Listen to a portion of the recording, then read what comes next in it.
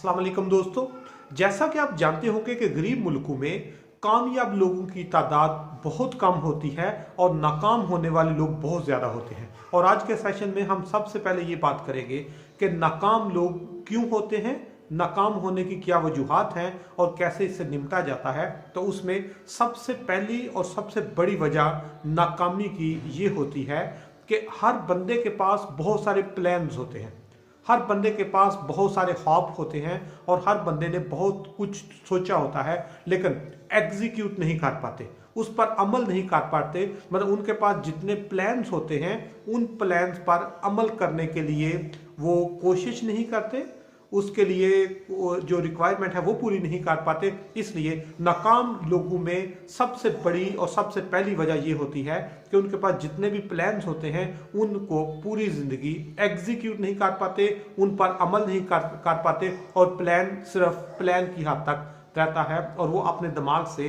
उस प्लान को बाहर नहीं निकालते। नाकाम लोगों की दूसरी जो वो क्वालिटी होती है, दूसरा सबसे बड़ा जो बैरियर होता है वो ये होता है कि अगर वो प्लान जो उनके ज़हन में है उसको एग्जीक्यूट कर लेते हैं, अगर एग्जीक्यूट कर लेते हैं तो कामयाबी की दलील नहीं है जब तक कंसिस्टेंट ना हो। यहाँ पर बहुत सारे लोग अपने टारगेट्स में कंसिस्टेंट नहीं होते।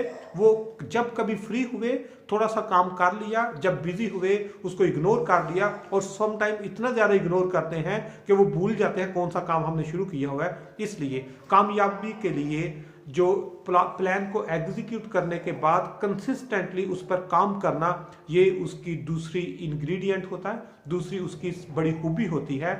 और तीसरे नंबर पर जो लोग प्लान पे अमल करते हैं, कंसिस्टेंट होते हैं, उसके साथ उनमें नाकामी का खौफ नहीं होता।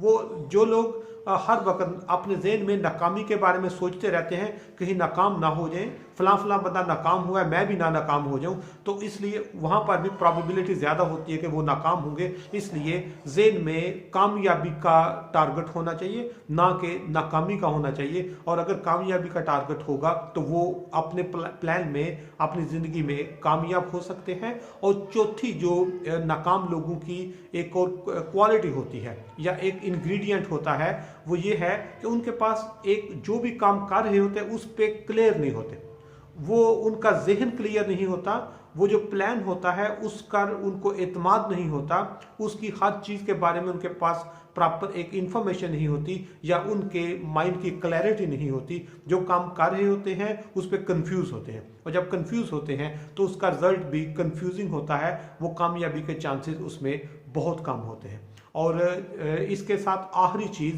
कि जो लोग नाकाम होते हैं, जिस तरह बताया कि उनमें प्लान्स होते हैं एग्जीक्यूट नहीं करते, एग्जीक्यूट करते हैं तो कंसिस्टेंट नहीं होते, कंसिस्टेंट होते हैं तो फेलियर का खौफ हर वक्त उनके दिमाग में वो चलता रहता है। और अगर फेलियर का जो खौफ वहाँ पर निकल जाए तो उनके माइंड में क्लैरिटी नहीं होती। और आखिरी चीज़ फेथ, यकीन।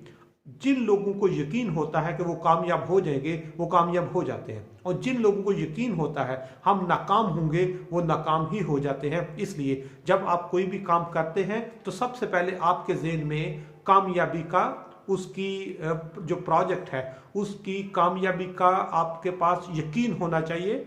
जब आपके ज़हन में यकीन होगा तो फिर कोई भी चीज़ आपको कामयाब होने से नहीं रोक सकती। इसलिए जो लोग जनरली नाकाम होते हैं उनमें ये 5 चीज़ें जो हैं आम लोगों से ज़्यादा पाई जाती हैं। और अगर किसी को कामयाब या नाकाम देखना है तो जिनमें ये 5 चीज़ें होंगी वो नाकामी की तरफ जा सकते हैं, और जिनमें ये 5 नहीं होंगी वो कामयाबी की तरफ जा सकते हैं। और इसके जो भी फैक्टर्स हैं उनको किसी भी बंदे पे आप अप्लाई करके देखेंगे तो आपको काफ़ी हद तक रिजल्ट सिमिलर नज़र आएंगे।